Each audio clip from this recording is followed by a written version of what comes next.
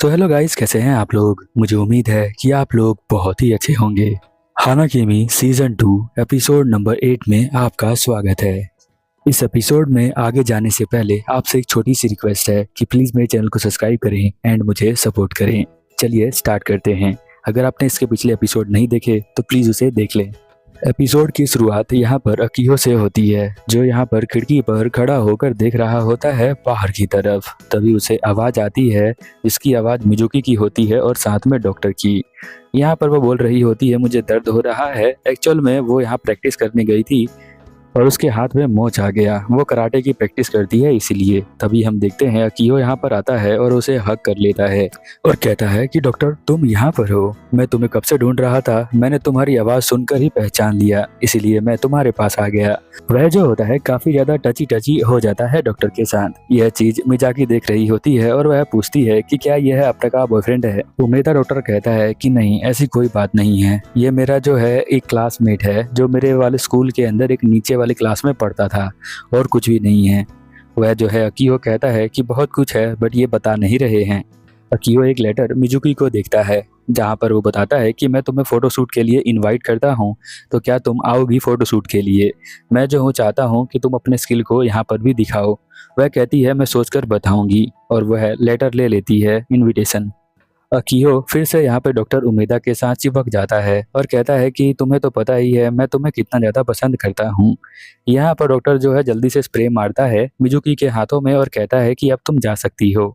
अगले सीन में हम देखते हैं कि वह हॉस्टल के अंदर होती है, जहाँ पर वह कन्वेंस कर रही होती है सानो को उसके साथ चलने के लिए। बट सानो यहाँ पर बिल्कुल भी मान नहीं रहा होता है, बट फिर भी वो बहुत ज़्यादा कन्वेंस करती है। तो वह कहता है ठीक है, मैं जो हूँ अभी नहाने जा रहा हूँ और तुम आराम करो, कल हम इसके बारे में डिस्कस करेंगे कि हमें जाना है या फिर नहीं जाना है। वो नहाने के लिए चला जाता है और नहाते वक्त सोच रहा होता है कि मुझे वहाँ पर जाना चाहिए या नहीं जाना चाहिए। एक्चुअल में अकीहो कुछ ज़्यादा ही चिपकता है, इसकी वजह से वह ये बात सोच रहा है कि उसे फ़ोटोशूट में लेकर जाना चाहिए मिजुकी को या नहीं लेके जाना चाहिए। काफ़ी ज़्यादा रिस्क हो जाता है। प्यार में होने पर लड़का ऐसे बिल्कुल ही करता है। वह जो है बिल्कुल भी चाहता नहीं है कि उसकी बंदी को कोई और देखे, इसीलिए वो नहीं चाहता कि वो उसके साथ जाए। फिर भी मिजुकी के जीत के आगे सानो हार जाता है और अगले सीन में हम देखते हैं कि वो सभी दोस्त यहाँ पर शूटिंग के लिए आए होते हैं, उसका इनविटेशन एक्सेप्ट करके। एक लड़का जो है यहाँ पर बहुत सारे फोटोज ले रहा होता है। एक्चुअल में वो जर्नलिस्ट होता है, जो यहाँ पर कुछ कंटेंट लेने के लिए आया हुआ है। डॉक्टर उमेदा उसे पहचान जाता है तो वो उससे बातें करना स्टार्ट कर देता है। तो वह कहता है तुम इतनी जल्दी पहचान कैसे गए। तो वह कहता है कि मैं बचपन से तुम्हें जानता हूँ, तो मैं तुम्हें क्यों नहीं पहचान लूँगा। मिजुकी थोड़ी देर बाद ब्लैक एंड व्हाइट फोटोज देखने लग जाती है। वह फोटो काफ़ी ज़्यादा सुंदर होती हैं। वह सोच नहीं पाती कि उसने आज से पहले ब्लैक एंड व्हाइट फोटोज नहीं देखा है और ब्लैक एंड व्हाइट फोटोज भी इतनी ज़्यादा सुंदर हो सकती हैं। वह सभी फोटो को एक एक करके देख रही होती है। तभी उसका एक ध्यान एक फ़ोटो पर जाता है जो कि काफ़ी ज़्यादा सुंदर होता है। बहुत देर तक वह उसे देखती रहती है। तभी यहाँ अकीहो आता है और कहता है कि ये बहुत सुंदर है ना। तो वो कहती है कि हाँ, बहुत ज़्यादा सुंदर है। अकीहो बताता है कि यह मेरी एक्स वाइफ है, मैं उससे बहुत ज़्यादा प्यार करता हूँ, इसलिए मैंने उसकी फ़ोटो यहाँ पर लगा रखी है। तो वह पूछती है कि तुम क्या मैरिड हो। तो वह बताता है कि हाँ बिल्कुल मैं मैरिड हूँ, बट मेरा डाइवोर्स हो चुका है। उमेदा कहता है कि हो ये बंदा तुम्हारी फ़ोटोज़ ले रहा है। तो वह कहता है कि हाँ इसके पास बहुत महंगा कैमरा है और उस कैमरे से सोचता है कि अच्छे फ़ोटो ले पाएगा, बट मुझे नहीं लगता ये बिल्कुल ले पाएगा या नहीं ले पाएगा। अकीहो कहता है चलो सब स्टूडियो के अंदर चलते हैं, और वह यहाँ पर मिजुकी के सभी दोस्तों को स्टूडियो के अंदर ले जाता है और कहता है कि हमें जो है फ़ोटोशूट करने से पहले कुछ शॉट्स लेकर देखने पड़ेंगे कि किस पोज में तुम लोग अच्छे लगते हो। तो वह कहते हैं कि ठीक है तुम ले सकते हो।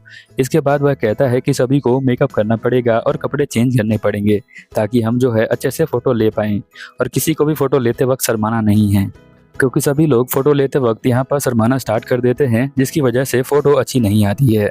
हम देखते हैं मिजुकी का यहाँ पर हेयर स्टाइलर आ जाता है और वह हेयर स्टाइलिंग कर रहा होता है। उसके बाद हम देखते हैं कि वह कहती है कि ठीक है आपने जो है काफ़ी अच्छा हेयर स्टाइल कर दिया है।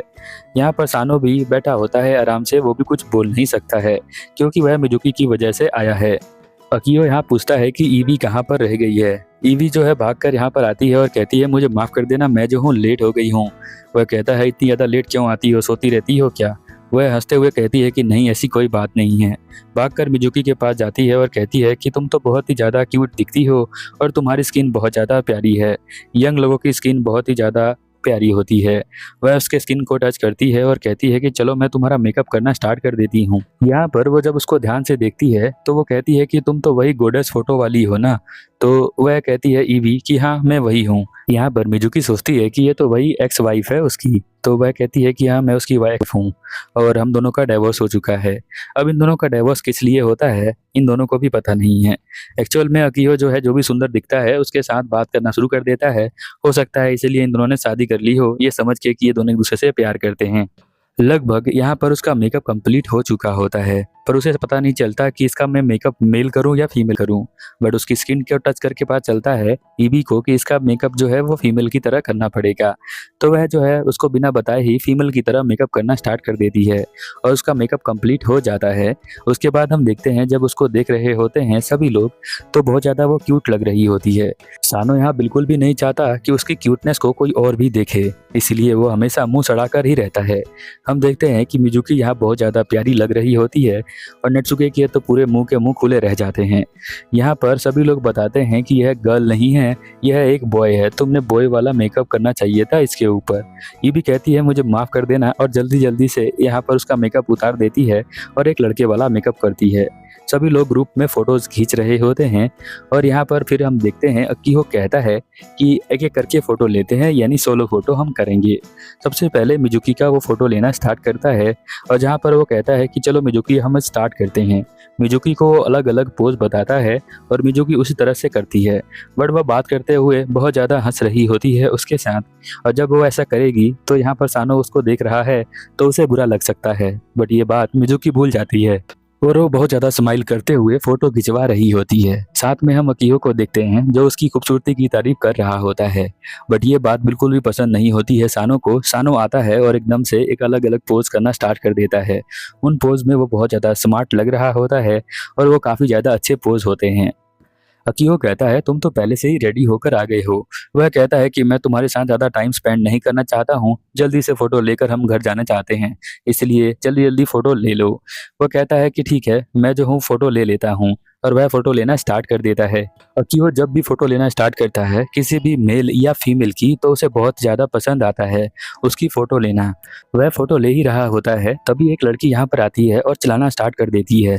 वह कहती है कि तुम जो हो मेरा फ़ोटो शूट करना छोड़ दिया तुमने और तुमने ऐसा क्यों किया है। वो बहुत तेज चिल्लाती है, सभी लोग यहाँ पर सुनते हैं।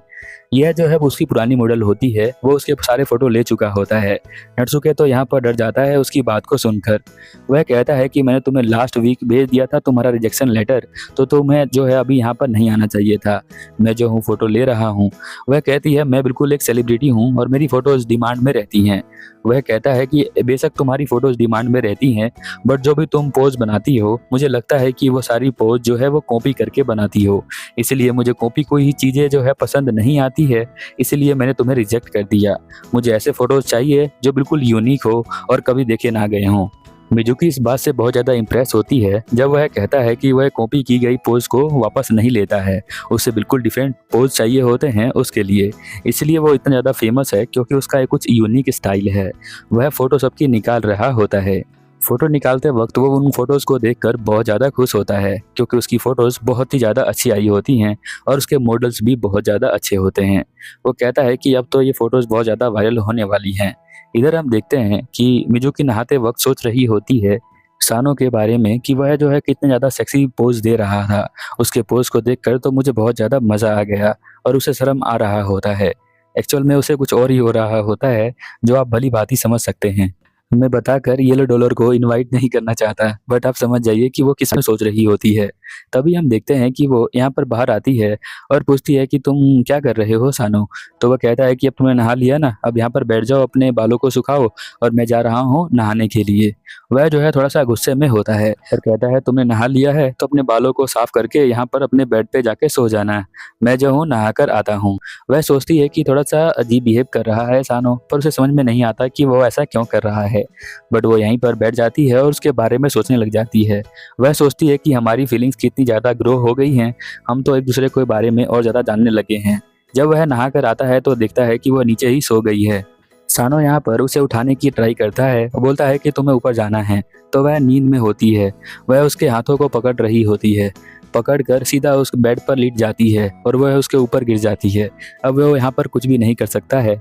वह कहती है कि यह तो बहुत ज़्यादा हॉट लग रहा है, मुझे बिल्कुल हीटर जैसा फील हो रहा है, मुझे हीटर यूज़ करने की कोई ज़रूरत नहीं है। और जब वह उसके ऊपर लेट जाती है तो उसका भी मन होता है, बट वो याद करता है कि जब वो उसके साथ स्माइल कर रही थी तो वह बहुत ज़्यादा गुस्सा हो गया था, जिसकी वजह से उसके दिमाग का कंट्रोल खो गया था। ऐसा बिल्कुल होता है, आप लव में ये बिल्कुल सेम एक्सपीरियंस कर सकते हैं। आपके दिमाग का कंट्रोल खो जाता है, लॉजिक्स जो है बिल्कुल भी नहीं लगते हैं। यहाँ पर हम देखते हैं कि वह बहुत ज़्यादा पॉजेसिव हो जाता है, वह ये बात सोच रहा होता है, बट ये सपने में यहाँ पर जो मिजुकी होती है वो उसे बार बार कुछ करने का ट्राई कर रही होती है। वह कहता है कि तुम पागल हो, उसे साइड में कर देता है, तो वह तकिए के साथ वो सब करने लग जाती है जो वह सपने में करना चाहती थी। यहाँ पर सानो जो है जाके साइड में सो जाता है और उसको वहाँ तकिए के साथ सोने देता है। अगले दिन स्कूल में हम देखते हैं कि सानो बिल्कुल बात नहीं कर रहा होता है, तो मिजुकी कहती है नटसुके को कि मैं इसके साथ बेड पर सो गई थी, इसलिए ये जो है बहुत ज़्यादा नाराज़ है मुझसे, मेरी बात बिल्कुल भी नहीं मान रहा है, मुझे माफ़ कर दो सानो। सानो बिल्कुल भी उसके ऊपर ध्यान नहीं देता है। नटसुके का दिमाग खराब होता है और वो कहता है कि तुम ऐसा कैसे कर सकते हो, तुम ऐसा कैसे कर सकते हो, तुम्हें उसे माफ़ कर देना चाहिए, बट वो माफ़ नहीं करता है। फिर वह डॉक्टर के पास आती है, सेम बातें उसे बताती है। डॉक्टर सोचता है कि अगर वो लड़का है तो उसे करने का तो मन करेगा, बट वो उसने कुछ किया ही नहीं, ऐसा कैसे हो सकता है। फिलहाल लड़कों का प्लानिंग जो है वो दिमाग का कोई भी बता नहीं सकता है यंग एज में। तो वह मिजुकी को कहता है कि अरे कोई बात नहीं। तभी हम देखते हैं कि यहाँ पर अकियो उसके पीछे आ जाता है और उसे हग कर लेता है। वह जो है कहती है कि अरे अकियो सन आप यहाँ पर आ गए, तो वह कहता है कि हाँ मैं यहाँ पर आ गया हूँ तुम्हारी फ़ोटोज़ लेकर, तुम ये फ़ोटोज़ ले सकती हो। यहाँ पर मिजुकी कहती है ठीक है मैं ये फ़ोटो लेके जाती हूँ और जाकर दिखाती हूँ सभी को। अकियो कहता है कि हाँ तुम ये सारी फ़ोटोज़ लेकर अपने दोस्तों को दिखा सकती हो, ये बहुत अच्छे फ़ोटोज़ हैं, आज से पहले मैंने ऐसे फ़ोटो कभी नहीं खींचे। तभी हम देखते हैं कि यहाँ पर अनजाने में जो अकियो होता है वो किस कर देता है उमेदा को। उमेदा समझ नहीं पाता कि ऐसे कैसे किस हो गया। जब वह बात अकियो से बोलता है कि ऐसे कैसे किस हो गया, तो अकियो कहता है क्योंकि तुम्हारा ध्यान यहाँ पर उस लड़की के ऊपर था, यानी उस लड़के के ऊपर जिसका नाम मिजुकी है। तो वह सोचता है कि हाँ ये सही बात है, मैं जो हूँ मिजुकी के ऊपर ध्यान दे रहा था, आगे से ऐसा नहीं होना चाहिए।